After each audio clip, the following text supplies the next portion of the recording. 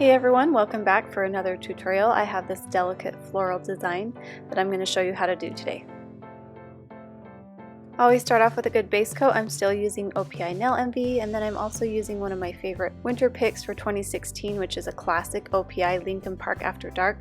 It's a gorgeous, deep, vampy purple that's almost black, and it's just so shiny and pretty in the sun, and it has a lot of depth to it as well. If you haven't worn it, you need to try it. Each season I pick 10 favorites and do a nail design for each one, and this is the design for this one. I'm also using Essie Go Go Geisha. This is new from their fall collection from 2016. It's a gorgeous nude purple taupe pink color. I've applied 2 coats of Go Go Geisha on my ring and middle finger, and on the rest of my fingers I have 2 coats of Lincoln Park After Dark. And then I'm going to apply a thin coat of top coat on top of that just to make sure everything's completely dry before I start my design. Once that's had a chance to dry, I'm going to come in with my acrylic paint. They're so easy to use, so that's what I like to use most of the time when I do nail art designs, and I'm going to use my Winstonia brushes. And I'll have a link to all my products that I use listed down below. I'm going to come in with my larger Winstonia brush and just do 5 petals on each flower, and I just want to get the outline first, and then I'll come back in and do the detail.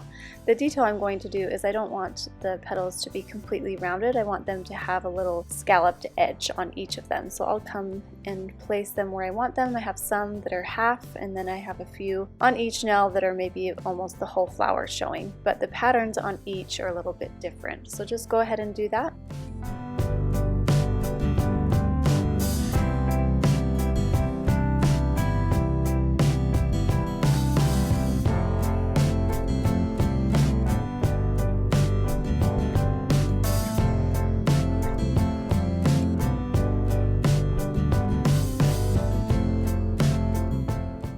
And now you can see that I'm adding those scallop details around the edges, and I've just sped it up a little bit so the video isn't too long.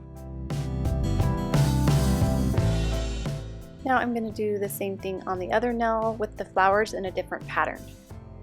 And you can leave it like this. They're not quite opaque, but I kind of like the look of that, but I decided to put a little more paint on there and make them almost completely opaque.